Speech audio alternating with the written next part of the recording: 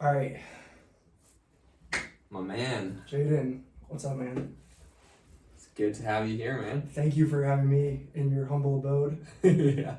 First time using the podcast studio for an in-person podcast, Really? so you're breaking it in, yeah. Really? Got this whole thing set up just a couple weeks ago, so ready to Yeah. roll. I'm glad that we could come together and do this. When we first started chatting, I thought you lived in Phoenix, and then I drove out here and I realized you do not live in Phoenix. It was like an hour drive out here, but I'm glad that I was able to make it. Yeah, Santan Valley is not quite Phoenix. Not quite. When did you move out here?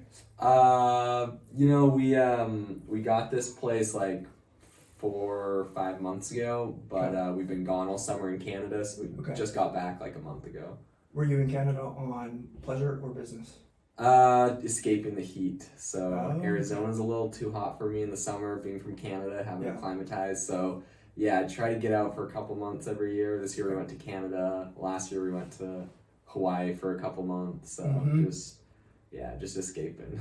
And were you born here in Arizona? No, so I'm originally from Canada. Met my wife in Hawaii at school. So then her family's all down here. Did you go to University of Hawaii? BYU Hawaii, North Shore. Okay. Yeah. I haven't even heard of that. Yeah, it's a small university on the North Shore. It's pretty nice because it's where all the good waves are. So good for surfing. So what made you want to go to Hawaii to?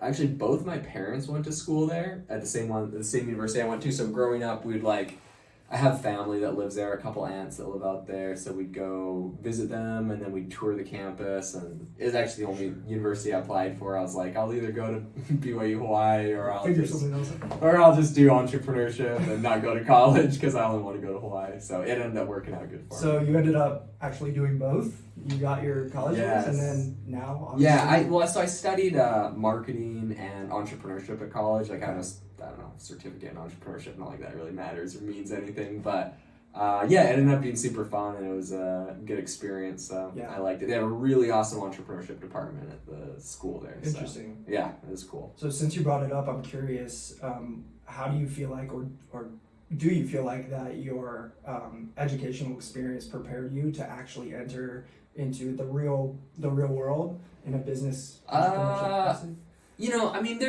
There's lots of concepts that I didn't really grasp before that I could say were useful, like just like the concept of accounting, for example. I took an accounting class, almost nothing in that class like I'm gonna remember or personally use, but now I know what my accountant does. So I don't know, but perhaps some of it wasn't as useful, but I definitely got a lot out of it. And as far as the entrepreneurship department goes, it was really awesome. They had a lot of guys that they'd come and teach classes, and they were people that had successfully created $100 million company, and then they come and teach a class, and there's like 20 of you there, and you can like ask them questions one-on-one. Like that to me was like amazing. Yes. So that was awesome. That's the value, right? Yeah, and like if people ask me like should you go to college or not, I'm a big fan of like college because obviously, right, good safety net, good networking opportunity, and like right when I got started after graduating, I got a great job only because I went to college. Was able to do that for a couple of years until I could do my own thing full time. What was your first job? First job, I worked at a company, just like a supply chain company, and I did their digital marketing and like kind of content and stuff for their social media and all that kind of stuff. So it was a good paying job, and it helped me like get my first house, qualify for that, which I turned into an Airbnb, and kind of get everything like lined up so that after 2 years I was able to quit and then just do my own thing. So we were just chatting before we hopped on the mic. We got an Airbnb as well. What do you feel like kind of prompted you to want to just jump into that world? Was it just something that came about? Oh, dude, I think like what's amazing is like all the finance YouTubers were huge while I was in college. I'd watched all those guys like Graham Stephan. So I think I'd seen the Graham Stephan video where he talked about house hacking. Yeah. And that I was so grateful for because that gave me the whole concept, and that was the whole plan. So when we bought our first house, we got a house with a mother-in-law suite. We originally lived in the mother-in-law suite and rented out the main house, and then we were about to have a second kid, and we're like, we're not gonna fit here anymore. So we switched into the main part of the house and rented out the mother-in-law suite. But it was awesome. Either way we did it, it always paid for the mortgage of the whole house. So it was just like we got a free house to stay in, and definitely helped everything out a lot. Little extra coming in. Yeah, after that. exactly.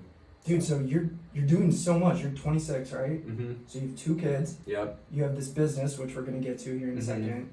I know you got an Airbnb here as Yep. well. What else are you doing that you haven't shared with me yet? Well, I've tried like 100 things, right? Like just, it's always, you see everything on YouTube, so I'd just try it. My wife, we got into like, right before we really launched our app, my wife saw like a bunch of people doing like furniture flipping on YouTube.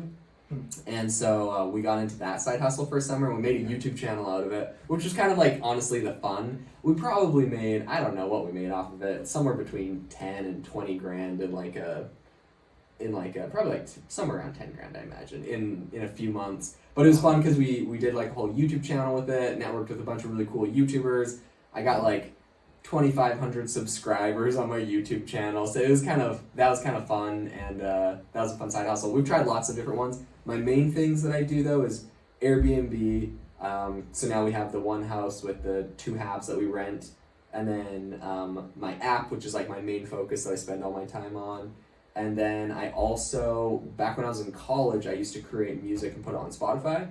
Yeah. And so I have a bunch of that just passively kind of pays. So those are like my 3 things. But it was really the Airbnb and Spotify that let me quit my job and do the app. And then the app was able to start making some money too. For sure. I feel like we're very similar in that we both, like when we get an idea, we go right at it. We don't spend a lot of time in this limbo state of like analyzing and thinking about, should I do it? It's just like, no, I have this idea or this opportunity. Like, see what I can make it. Yeah, those are my 3 things that worked really good. I have like at least 20 other things I tried that didn't really work. Me too. Like, whatever. Yep. But you learn through those things. Oh, totally. You fail fast and you move on, right? Totally. And you take everything you learn from those and apply them to your next thing. So totally. Do you feel like, how long do you feel like it took you to learn how to fail or how to move on to something new when something that you were working on just wasn't working? I think like being married, I got married pretty young, and so I think having a wife was really good for me in that aspect, because if something didn't work for too long, she was usually pretty quick to, tell me to chop it off and move on to something different. So True. That worked really good, especially when you have kids and, you got your life going in a family. You kind of have to make sure whatever you're doing is making some sort of money or working in some sort of way. So yeah, I think that was probably a contributor to that. That makes sense, man. So you were kind of forced to grow up and learn quickly and exactly. do things the right way. Yeah, that makes sense. So I do want to get into the app, but I'm curious, before we move into that phase of the conversation, the app obviously is focused on, affirmations, self-love, manifestation, and helping people to do that. But in terms of what brought you to the point where you took on that project, describe to me, I guess, your own awakening experience and what that looks like when that you went through that, and just kind of what led up to the app. Yeah, so for me personally, like pretty much my whole life, I've used affirmations. My parents were always really big proponents of like goal setting and your mindset. And my dad specifically was always really big on goal setting. He was an entrepreneur, started his own company out of college, and that's kind of what he always did. Yeah. And so, yeah, really big on that. And then I think it was like when The Secret came out and like all those kind of movies, my parents were like, this is awesome. And so they made us all watch that. And that kind of just opened my mind to just how powerful our minds are and the effect of, our mindset and our positivity on our outcome. And so from that time, for the rest of my life through college, I had like some affirmations I would say to myself whenever things were hard. My parents were really good examples of this growing up. Every year we'd create vision boards. And so it's kind of fun, like if I ever go back and visit like my old house growing up in the attic or in the crawl space, there's like a stack of my old stuff and I see all my old vision boards, and it's cool looking at like these pictures of all the things I wanted to accomplish and seeing everything I accomplished growing up that was on there. So that's a really big thing for me. And then I guess the biggest like thing in my life that was like, oh my gosh, this like works and this is awesome was growing up, so my mom, her family, when she was 16, bought a sailboat, sailed to the South Pacific, stopped in American Samoa for hurricane season, and then they just like never left. And so she grew up like from 16 till she left to college in American Samoa. So we always heard these amazing stories of the South Pacific growing up, and we were always like, we want to do this like amazing sailboat trip someday.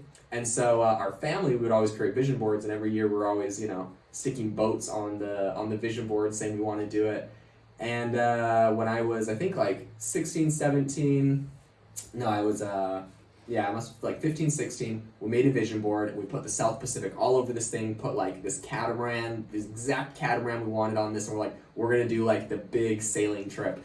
Yeah. And time kind of ticked by, and finally I was like, look, like in 1 year, I'm off to do my first semester in college. Like, I'm going to be gone. I was, like, kind of like really ready to get out and just like move and do stuff, know? Yeah. So I was like, I'm going to be gone no matter what. Mm-hmm. Like, we have to make this happen now. And so in the course of a couple months, my dad got a manager for his business. We packed up our whole house, emptied everything out of it, had it rented, got a sailboat, got to San Francisco where we bought the sailboat, and like made it happen. And we did a whole year sailing trip. And so for me, that was like one of the biggest things. It was probably on our vision board for like a year. We stuck it like on a main door in our house that to walk to the kitchen, you had to see it every single day, seeing this catamaran in the South Pacific. Right. And then us like fast forward to like 1 year later, actually doing that and doing like an entire year sailing trip. Yes. For me, I'm like absolutely sold on like visualization and vision boards and kind of like the power of your mind. So with that being said, obviously when it comes to creating what we want in the physical world, there's different degrees of difficulty in actually manifesting those things, right? Like mm-hmm. bigger, long-term things, more expensive things are going to take more time inherently than mm-hmm. shorter, easier things to accomplish. Right.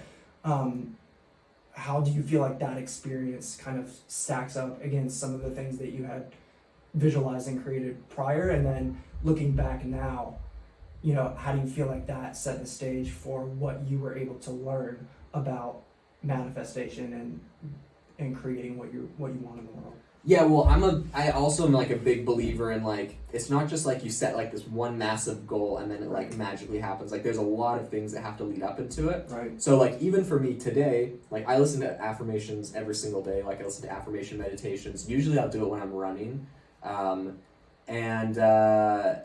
For me, I have like these big goals, like with my app and with like different aspects of my life. I have these like big kind of pillar goals and things that I'm like working on and visualizing. We have our own vision board now as well with my wife.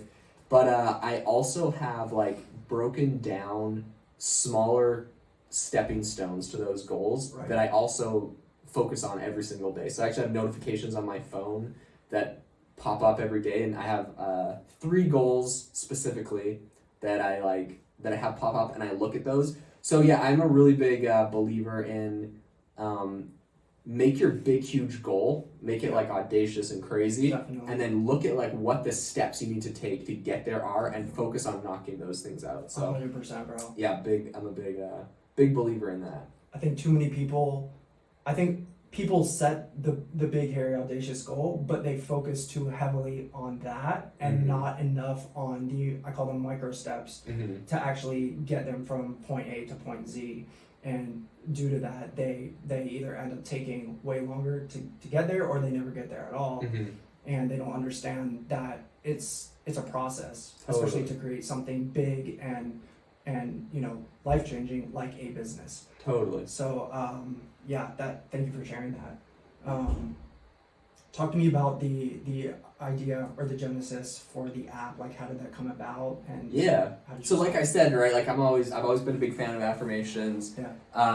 When we were in college, we're about to graduate. My wife was pregnant with our first son, and she had a lot of just like stress and anxiety kind of around pregnancy, being a new mom, like the whole experience in college. Oh my gosh, yeah, she like took a semester off where she gave birth, and then like I graduated, and then she went back to school for like her last semester while I was like watching the kid. Like there's a lot of planning and everything, and it's definitely stressful. But she talked to one of her friends who recommended she listen to these like affirmation meditations about like pregnancy and being a mom and stuff. And so she play them out loud, and every morning when she's going to when she's waking up or when we're going to bed at night, where I'm like laying in bed listening to these like, you are a strong woman, like you can birth this baby, like, you know, I listen to all these like things, and it's like funny, but it was like mind-blowing to me to see like the mindset shift she went through, because she went from being in this place of like, you know, stressed and anxious to all of a sudden she was like super excited, super pumped. She's like, I got this, like I'm amazing, I was born to do this, like totally shifted her mindset and mentality. And so for me, seeing that, I was like, holy smokes, like this is like a concept I've believed in my whole life and I've practiced to a degree, but I've never went like hard on like daily meditation and like all that kind of stuff. And so I was like, you know, this would be kind of cool if I create affirmation meditations around areas I can obviously relate to more than pregnancy and childbirth. So I started creating them around business and relationships and a bunch of different areas. Mostly just like for myself or whatever, and I put a bunch of them out on Spotify just for fun to kind of see like what would happen or whatever. With your own voice? Mm-hmm. Like just my own voice. Recording them for yourself? Yeah, just my own voice, wrote some affirmations, recorded my own voice, and then they like completely blew up. So completely unexpected, they blew up, they got really big, and my wife who studied computer science is like, well, we need to turn this into an app, because if people want to make it personalized, they want to record their own voice or change the voices or change the background music to make like a really personal experience that you're not just going to get listening to like a YouTube video or something. So that's kind of where we got started with the whole idea for the app from. Yes, so I'm glad you brought up YouTube as well, because another question that I have for you around that is, obviously there are so many, you know, YouTube videos out there, and I'm sure other things on Spotify with affirmations. A lot of them are pretty similar. You might have like a different person, or on a different channel it might sound a little bit different with different music. But what do you think is or was missing from what was already existent out there in the public domain when you kind of really got serious about it? Yeah, well, for my own voice, I think there just wasn't like a ton of content on like Apple Music and Spotify. Okay. So that's what made those things work really good. Now there's a lot more, but back then there wasn't. Yeah.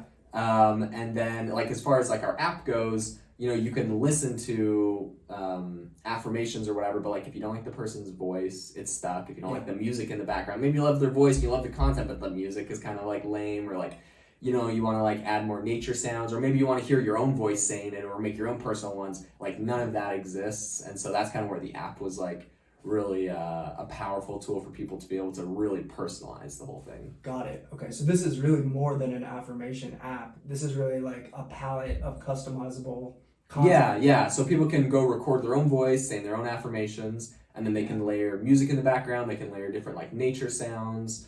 I have like people that requested I put like the sound of someone like counting a stack of money or something. So some people like to like listen to like money affirmations with those kind of sound effects in the background. So there's a lot of different things that people can do to like really personalize that experience.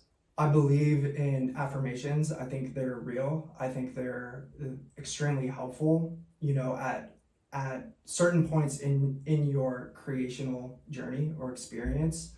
And I think what I've seen for me at least is, you know, working with affirmations to activate certain inner recognitions or realizations that can then either expand your mind or show you kind of the next step along the horizon. I do think that a lot of people are sort of over reliant on meditation and affirmations in hopes that it will do the thing for them or create the thing for them, or that all they have to do is say their affirmations and magically like the thing is just gonna appear in their life. Yeah.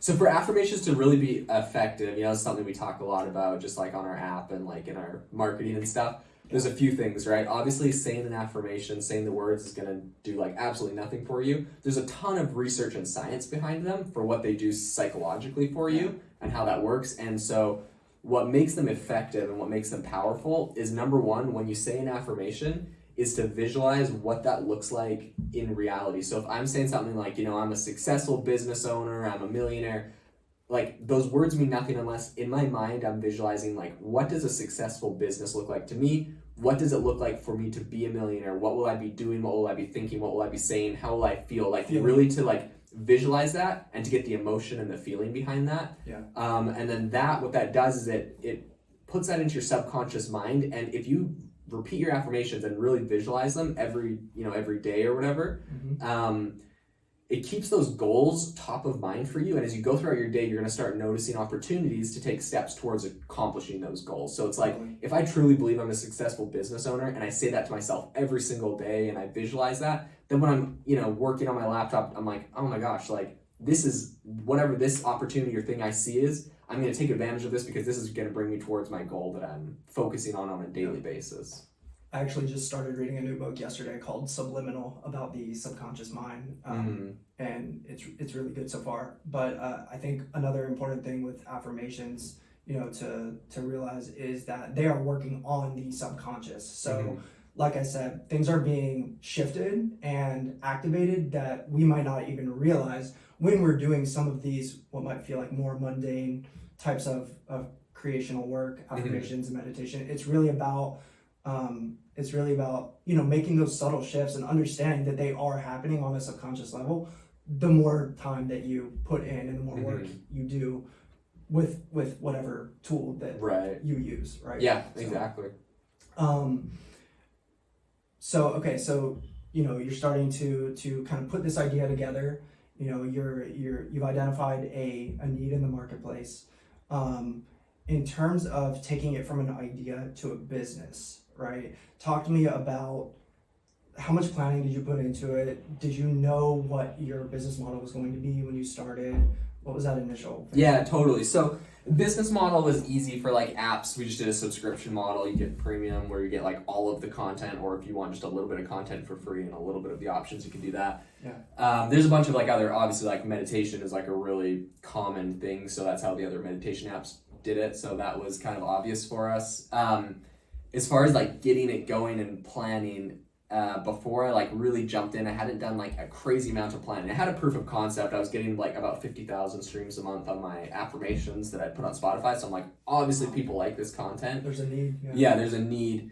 And so, but having that proof of concept where I actually had done something and seen some sort of success or results was really important for the next step. Definitely. Which is actually something I did learn in school. I had a teacher in one of his classes. He said, if you want someone to help you with something, like one of the best things you can do is just go ask for advice on how to get help. And so like what that looked like for me is I went to like this one professor in particular and was like, hey, I have this idea for an app. I've seen the success over here. I think it'd be important for me to like get funding. How would you recommend I go about like getting funding for this idea? And he's like, oh, that's a great idea. Like I know this guy that like does this thing. And he's like, in fact, I would even be interested in like helping fund it or whatever. So yeah, that was kind of funny. And then it ended up, he had someone that he recommended that we talked to that ended up being an angel investor that kind of got us like started on the whole process. So, I think it's a pretty powerful option when people are looking at starting some sort of software, some sort of business. If you don't have like the financial means to like get it done, finding angel investors is a good option. But that being said, another really good option is to just co-found it or partner with the technical founder. So if you're not going to have necessarily a friend or a person but you can go to things like Angel List, or there's other different like websites. LinkedIn is a really good place, and find people that know the tech stack you need to do your app, right? Like they do iOS development or whatever, and talk to them. And if you can sell one of them on coming on, you can usually give them some sort of split of the equity in the business, and they do the work on the technical side and you can do it. But if you're technical, then just create your own app and do your own thing. So what did you do? Did you go out and find a developer? So we had the angel investor, and then we actually got started on the app. We made like an MVP just based off of like the angel investor, what they invested in. The MVP, it was made by like a development team in India. It took a really long time, was kind of low quality. So we just released it for free to begin with, just to see what would happen. We ended up getting 15,000 users on it. So we're like, okay, people like it. Then it had some issues. So we took it off the app store, got American developer, and worked with him to get the whole thing kind of like rebuilt pretty much. with a lot higher quality, and then we're just kind of going from there. So I'm assuming then that your angel funded the initial development overseas, and most of the second round too. But we had the CTO, the new guy that we brought in, do a lot of the managing of that and working on that. And where did you find your American teammate? For me, it was just like a friend I had in college who's just like really good at development. But I do have like another friend who did like a really similar like path with his whole software company, and he literally just went on LinkedIn. He knew that for his business it needed to be developed in something called Flutter, so he just went on LinkedIn to look for Flutter developers and started hitting them all up and talking to them, and then he ended up just giving a developer 10% of his company, and the guy literally like built a ton of the code. He had a full-time job working at like SoFi, so like making a lot of money at like another big tech company, and just kind of did it on the side, but he built the whole thing. And then my buddy just worked full-time on marketing and growing and infrastructure and designing and like doing it, you know. Is there a percentage that you would recommend, or that you would say don't give away more than this when you're bringing on your first partner? It depends how you do it. Like if you co-found right off the bat with somebody, you know, it's not crazy to just split it with them. But you can usually keep more equity if you get something like built yourself. So like for us, you know, we built the MVP, proved it worked. We had like a working app. So when we brought a new guy in, we didn't have to give him like a ton of equity because we had like a working product. You know, we had the marketing figured out, and the product, we just need to make the product better. For my friend, when he got the guy and gave him like 10%, it was he'd already spent like a lot of his own money to develop it, and then that guy just came and made it a lot better. So yeah, it depends how you do it. But I mean, if you co-found something with someone right off the bat, then usually you split it a lot more evenly. Do you think the most co-founders coming in right off the bat are going to prefer to receive equity versus like an hourly or like even a salary pay if you have an angel on board already to help? Yeah, I mean, it depends. Like, yeah, it depends where you are with your money. If you don't have money like an angel, then you're just gonna have to do some sort of equity thing. But if you have money, then maybe you don't even give up equity. You just hire someone and get them to do hourly work on it. Yeah, for sure. So obviously bringing somebody in, or even an angel, at those initial stages, they have to see the vision, and they have to feel passionate, and they have to feel pretty confident that what you have is going to work, and at least has a high probability of seeing some success. I'm curious how your co-founder and your angel or team of angels kind of responded when you first shared that idea with them. Like, was there a pitch? Did you just kind of lay it out there? What was it like? Yeah, well, like, it was funny. So going back to like, I talked to that first guy and was like, hey, like, how would you recommend I go about like getting funding for this or something? He's like, oh, I know a guy that invests in companies like that. And right then that guy was calling him on the phone. So he literally picked up the phone. He's like, hey man, what's up? I'm with like Jaeden right here, and he has this like awesome idea he wants to pitch to you. Dude, I think this is a super cool thing. We should totally go into business on this together. I'll set you up with a meeting with him. And the guy's like, oh yeah, cool. Like, let's whatever. So like that right there, and that, like, some version of that is like one of the most powerful things that you can have. If you can have someone that like refers you, even when you do further rounds of funding, like you want someone to like make an introduction for you. You don't want to say like, hey, what's up? I'm this guy. I have this idea that's like, But if someone's like, hey, this is my friend. They're really good at this. I'd like to introduce you. I know you invest in companies. I think this would be a cool fit. Like, would you want to do a meeting with them? Like, you will have like a 90% higher chance of success with that investor than if you just try to like cold outreach them. Not to say like you can't be successful cold outreaching. You also can do that, but some sort of like referral is really golden. Yeah. So once that happened, then I met with the guy. I came up with like some sort of pitch together. I mean, like, it was just a complete concept at the time, and I'm literally just graduated college, so like, really new to everything. Right. But yeah, I mean, I think falling back on like, hey, look, I tried this on a small scale with my like Spotify and it worked, was like what was able to like cinch it for them. They're like, okay, you made something that worked. It actually like makes money. And yeah, that's kind of what helped that. So obviously then, networking, referrals, and being willing to work with others, and even asking them to help open doors for you is ideal, and is preferable for growth, especially early on. Yeah. Yeah. So what do you think what do you think that your angel, when you initially brought him on or that team on, how do you feel like they helped to guide from there on out? Were they setting strategy and telling you what to do, or were they allowing you to kind of man the ship and steer as you saw fit? Yeah, like they let us have a pretty high level of autonomy, which was nice, like for me personally. But yeah, something that honestly, it sounds funny, but that was like super, super helpful with that whole situation is they're like, hey, we would love to receive like a weekly update on how everything's going. Okay. And for me, that was actually really cool because it was like, I had like once a week, like an accountability thing where I would say like, this is what's going on now, like further into the company, it's just like a monthly update thing that I do. And it's, you know, not so much like they want it, I just do it, you know? But at the very beginning, I think it's really good because it helped me like justify like all my time, what we're spending our money on, what we're doing. And then as I did that, it gave them like, I'd be like, hey, this week we did this, and that would give them time. They'd usually send an email back being like, oh, okay, cool. This is, you know, I see you're like trying to figure out like our accounting. Here's a guy I can refer to you for this. I see you're trying to work on this. Here's someone I can recommend for this. And so they were helping find resources and give ideas at the beginning, especially right when it's like very concept and it's like, you know, I have an idea for an app, but I don't know exactly what it is, right? Like right now I can tell you all the features of our app, but it took us like a year to get to the point where we knew those are what we wanted, you know? Okay.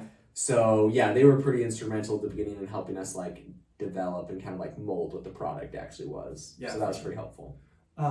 So let's get a little bit more nitty gritty. I want to get into the details and some of the numbers just a little bit. So in terms of setting your price, right, for your membership, I downloaded the app and I was kind of checking out and digging into some of the different options. So talk about how you landed on the numbers that you did as far as the different subscription options.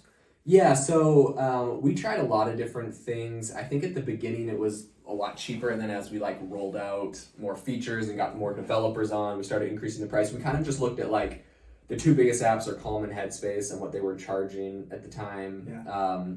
And it was something like, I can't remember. I think they did like $13 a month or like $100 a year, something like that. Anyways, we're kind of like, hey, this is like the premium, right? They're obviously big companies with billion-dollar valuations. This is what they're charging. And so we went with some sort of like variable lower on that. I think when we first introduced like an annual, it was like $48 a year. Now I think we bumped it up to about $60 a year. So yeah, we found we just liked the annual subscriptions better. It's a lot easier. Like if you run ads or something and someone buys your app, it's a lot easier to make your money back off the ad if they just get the annual subscription. Like they pay $60. You don't have to wait for them to like renew X amount of times. Like, you know, if it's like a monthly thing, you know, right? You don't have to wait for them to renew for 4 or 5 months before you make your money back. So it's kind of like easier to do that. So we mostly just like encourage people to do the annual subscription. Mm-hmm. Yeah, and then as far as like coming up with the price is kind of just like what people in the industry were doing and what made the most sense for us to be profitable on marketing, pretty much. Yeah. And probably just seeing where you fit in and how you stack up with existing offerings and saying how are we different, like what can we reasonably kind of expect to acquire customers with. Yeah, that's cool. In terms of the offer, right? And I love the way that you kind of broke it down on the app. There was even a little snippet where it was like only $1.15 per day, and you get this, and this. You can cancel like anytime. What are some of the pieces or components of your offer that you feel like really set you guys apart and that are strongest? Yeah, well, the thing that we do that pretty much nobody does, right? Like, so we have like a feature people can record their own voice doing affirmations. That's super awesome. There is one other app that does that. That's popular.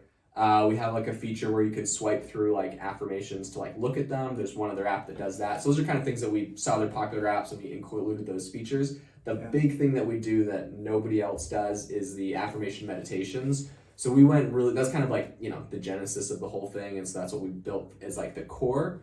And so, yeah, we really built it on like, we came up with like a whole bunch of categories and then affirmations within every single one of those categories. So it's really built for like, no matter what someone's goals are, they'll be able to find like a bunch of different affirmations that they can incorporate into their daily routine and use and customize however they want. So something for everyone. Yeah, exactly. Cool. Yeah. So, in getting back to the numbers question, just quickly again, talk about your customer acquisition. Did you set goals at the outset where you were like, I think we can get this many people signed up by this date, or did you just kind of wing it? And then also, where are you at now in terms of the people you have enrolled? Yeah, so I mean, I think off the bat, like, you know, we were more just like, hey, like, let's see what we can do, right? I think we had goals of getting to, like, I remember having the goal of getting to 50,000 users. Was like, we're like, if we get there, it'll be, you know, amazing. So right now we're at about 95,000 users, I think, on it. So people that have signed up total, I think we have about between like 20 and 30 people every month that log in to the app or like use the app. So there's some sort of like churn there on, you know, people just download apps, and I have 100 apps on my phone that I don't open every month, you know? Right. So yeah, but as far as customer acquisition goes, what we've done is kind of looked at like different platforms. We've experimented with like Facebook ads, Google ads, Instagram. What we found has been our best thing is just sponsoring influencers' YouTube videos. Interesting. Yeah, that's been like the lowest cost. I think the reason for that is because with like Facebook or YouTube, you know, you're competing with like all the other billion-dollar companies that can just like dump money in to outbid you there. But like when it comes to sponsoring a person's YouTube video, like you have to reach out to that person personally, and in order to find one person that's like interested, you have to reach out to 500 people, and then like 20 of them will be interested, and then like 10 of them will be a price you can afford. So it's like, because it's like so difficult, there's a higher barrier to entry. Like, you know, a $1 billion company can't just go and like reach out to every single one and it kind of work that. It takes a lot more work. So you can get like more worthwhile deals doing that. Yeah, definitely. And I know that with apps too, like organic growth can be a huge driver once you start to rank really highly in the App Store as well. Yeah. So yeah, right now we probably get at least 100 users a day just organically.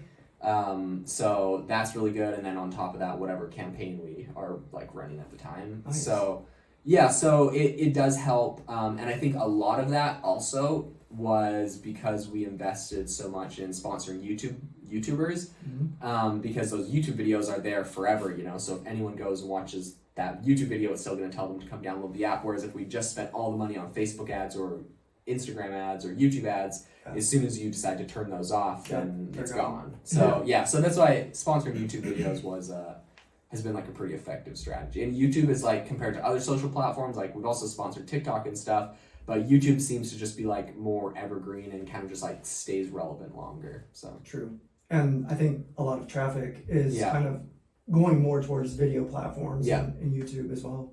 Totally. So once you kind of get those users signed up, you know, you mentioned you have anywhere from 20 to 30 kind of per month that are coming back and returning to the app, correct? 20 to 30,000. 20 to 30,000, right? Yeah. Okay. So they're coming back every month. They're logging in. They're using it pretty regularly. What types of feedback have you received from those users, and what, I guess, mechanisms do you guys have in place to do some listening? Yeah, so that's a really big point, or a really important feature of like any kind of app, because what happens is if you don't have a good mechanism for getting feedback, then you're just gonna get negative reviews on your app, and it's like super annoying when someone's like, they're like, hey, like I can't figure out how to do this on your app, so it's kind of annoying, so I deleted it 1 star, and then it's like, you know, it's like, bro, like I could have showed you how to do that in 2 seconds, and maybe we didn't like lay out the UI the best way possible, you know, so that's like my least favorite way to get feedback, is just like looking at negative reviews. I mean, you also have to do that, but what we incorporate is at the bottom of the app, we have like a, how are you liking Selfpause today? I saw this on another app and just like stole the idea. Nice.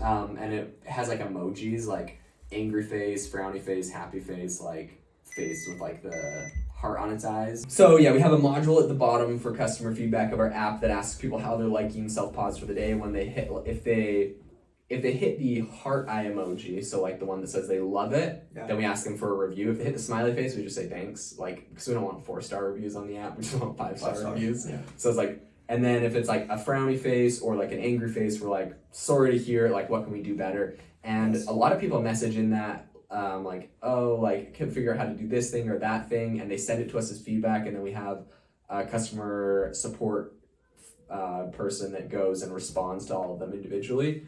And that helps a ton with just mitigating like negative reviews, because we have someone like on hand to actually help people sort through whatever problem they have. Yeah. So yeah, feedback's been really good on the app. There's like a couple small bugs that we've had to work on, and whenever there's like, you do a new release and you tested it and you thought everything was perfect, but there's one bug and you start getting a bunch of reviews, and you gotta like quick kind of patch it or whatever. So that happens, but it's just normal software stuff.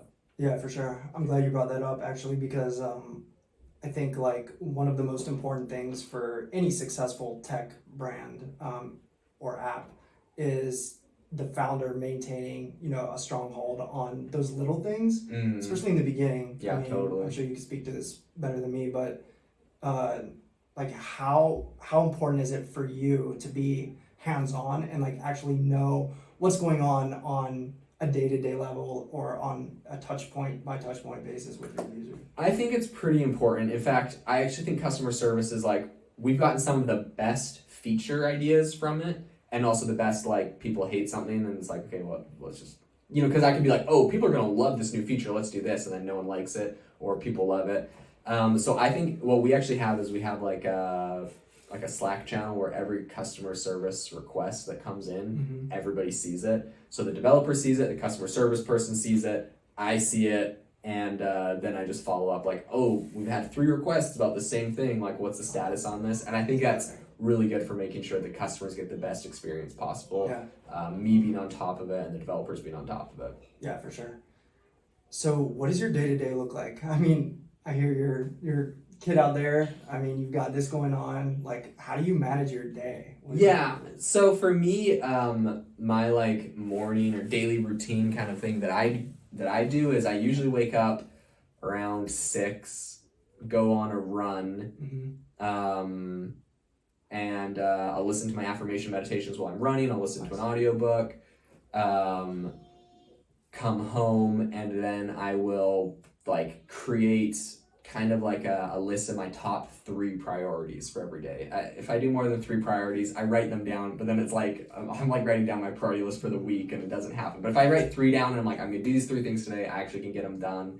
That will leave me the most successful. But yeah, it depends like what phase of the business we're at, because we went through different phases where it was like, oh my gosh, we have these new features that need to happen. So it's like, I'm designing the app, I'm designing the features, the layout, figuring that out. And then like, once that's done, it's off to the developers. It's like, okay, now my new thing is like testing what they're doing, or like, so there's like just different phases. Right now, the phase that I'm working a lot on is just creating content. We have like, our app's at a pretty good place where it's got a lot of the features we want. It's at a really solid place as far as the tech and content goes. So now it's like we're creating like SEO and podcasts and social media and kind of like the like organic growth strategies we're pushing more. When we first started the app and I was waiting for all the development to be done, I invested a bunch of time and energy into like organic growth stuff, and it worked really good. But then there's like got to a point where we're like, okay, now we got to like scale it up fast, and so we just spent like a lot of money on ads and that kind of stuff. And so now it's kind of at a point where it's like, okay, let's like revisit the organic growth stuff and like grow it again, because it's organic and it lasts forever, and you can save a lot of money, and your company's a lot more profitable looking when it's like, we get like 100 to 150 organic users a day. It's going to be a lot more profitable than if like we got 150 users but we had to pay for all of them. You know what I mean? So that's kind of what we're focusing on right now, but we focus on different things at different times. Got it. Okay. Yeah, I mean, if you can slash your acquisition costs at different places by adding organic value and driving that traffic, that's huge. Totally. And I know that you're doing some pretty cool things. You're experimenting with some AI related technology right now to create some content and hopefully promote the app to drive some downloads. Can you talk about some of those things that you're doing? And I'm doing a lot of different like growth hacking kind of things. So specifically, if anyone doesn't know, AI is going to completely take over like everything and everyone's jobs like in the next 2 years. It's like, if you look at I can't remember what it's called, but it's like how the rate that technology improves like year over year, like microchips get like 10% better every year or something. AI is getting like 60% better every year consistently. It's just like off the charts. And so yeah, right now I'm literally having AI. I have had AI write 1,500 articles for our website on like every topic you can imagine, every Google search you can imagine around like affirmations and manifestation meditation. And yes, it's written 1,500. We're gonna get it up to about 5,000 articles. And then I have an AI voice reader that takes each of those articles and it reads it. It sounds like flawlessly like a human, you wouldn't know. Wow. And then I turn those all into podcasts. And so I was just like messing around and testing things out. I tinker and test like a lot of different things. If it works, I scale it. If not, just cut it and move on to the next thing. Exactly. So I was just kind of testing out this podcast thing. And anyways, doing the strategy, I got a podcast and it got like 1,500, or no, it got 3,500 listens in the course of like, I think like I made 14 episodes. And I got that on it. And so anyways, now my new thing is I'm going to create like 10 to 20 different podcasts, all doing daily episodes. And if you look at the growth curve on the podcast, it's just like exponential. Every time you release a new one, it exponentially grows like your daily listeners. So starting out like, 5 listeners a day, 20 listeners a day, 50 listeners a day. And I'm like, this is amazing. And now it's like 250 listeners a day. So requiring no effort or work on your part. Yeah, no effort or work on my part. I have like some virtual assistants in the Philippines that kind of like manage the AI articles and turning it into like audio and uploading it. And so they kind of have like the system like locked in under control or whatever, and they just do it, no marketing, and it just grows. So yeah, that's a really big thing I'm looking at now. But it's like, honestly, look at how you can incorporate. When I look at like a business solution now, especially in marketing, I literally I don't even search like video editor anymore. I just search like AI video editor, and I'll just like find like an AI that you plug in and it like makes it into like an amazing TikTok with like captions, like all this stuff on it, or like AI like content creator, AI article writer, AI video maker, AI podcast. Like there's like everything. So yeah, it's pretty mind blowing. Yeah, absolutely. There's literally a tool or solution for every use case that you can imagine, and even those that you haven't yet, there's something that can help you do it better, quicker, faster, or at greater scale. Totally. So, yeah. Yeah, that's huge. So what's next for Selfpause? Yeah, I think so. For Selfpause, the big thing we're doing is we're looking at different ways we can incorporate AI into it. So that will be kind of like the next phase. Right now we're building out like a whole bunch of YouTube and TikTok content off of this, right? So we have the podcasts that are doing really good. We'll eventually just take those podcast audios and turn those all into YouTube videos and have someone do animations and stuff on top, so it's engaging content. And then once we kind of have like that going, so it's just going to be driving all of our organic, as is the podcast that I've created, it's increased our organic downloads by about 30%. So like our organic downloads were like 100 a day, doing the podcast is like 130, and it's only been going for about 14 episodes on one podcast. So we'll scale that to 20 podcasts and, but yeah, once that's kind of under control and the YouTube's under control, so marketing, which is just like what's fun for me, then yeah, we're going to go deep on the tech again and start incorporating like AI. So essentially you'll come to the app, you'll say like, hey, these are like my goals, what I'm working on.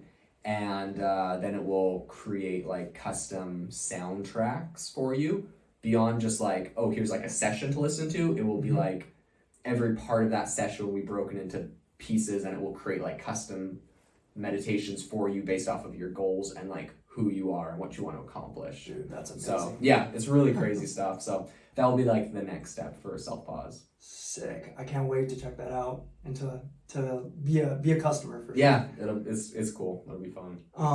As we kind of approach the culmination of this conversation, what is one big takeaway, either business related or related to affirmations, that you kind of want to leave people with? I would say business related and affirmation related. The number one thing that you should do is to fix, like, you have your big goals. Break down what steps you can take today, or what are some goals you can take this week to move you towards accomplishing those goals. Yeah. And then go on your phone, get the Selfpause app. This feature is completely free, so just get the free version of Selfpause. Or if you have something else to do this, some sort of notification app, do this as well. Set a notification to come to you 6 times a day with those 3 goal, like steps towards that goal that pop up 6 times a day. You're gonna be like just getting this notification 6 times a day. Yeah. Boom, boom, boom, those things. And when you see those notifications, don't just swipe it away. Look at those 3 steps. Visualize what each of those steps looks like accomplished in your life. And I promise you, every single time you see that, you're gonna be like, put your phone back in your pocket and you'll be like, oh dang, like this first goal I have is to like get 1 million subscribers on YouTube. Like, what do I need to do to like push like the pedal on YouTube of like, I need to send an email off to this editor, and like you'll see those and you'll take steps towards accomplishing them. It's this thing called the 3-6-9 method. So look it up if you don't know what it is already. But yeah, set a notification 6 times a day and think about each of those 3 points for 9 seconds each. Visualize them, think about them. Like there is nothing better that I know of to dump gasoline on like whatever you're trying to work on than seeing like your 3 top priorities for that week every single day, like throughout the day. Like you can't get sidetracked or lose focus of like what your vision, your goals are, because it's hitting you all day long. Yeah, so I love that. Constant reminders. Yeah, dude. Bring it home. Honestly, that's like a really crazy thing I've done lately that's been pretty impactful. Cool. Yeah, and I'm sure mixing that with affirmation work is amplifying everything. Totally. From both angles. Totally. Where can people go to learn more about you and to get the app? Yeah, you can search Selfpause. It's on iOS and Android, selfpause.com. If you have any questions or want to hit me up, you can find me on Instagram and LinkedIn at Jaeden Schafer. Awesome. Jaeden, thank you so much for your time today. Guys, Jaeden is up and coming in the space. He's only 26. He has this incredible business that he is going to take to the moon. I've no doubt. Definitely check it out if the things that we're talking about today resonate with you. Affirmations are obviously a huge part of both of our lives, and one of the most powerful things that you can do to heal, to create what you want in the world, and just to become the best version of yourself, I think. So Totally. awesome. Thank you, brother. Thanks so much, man. Cool.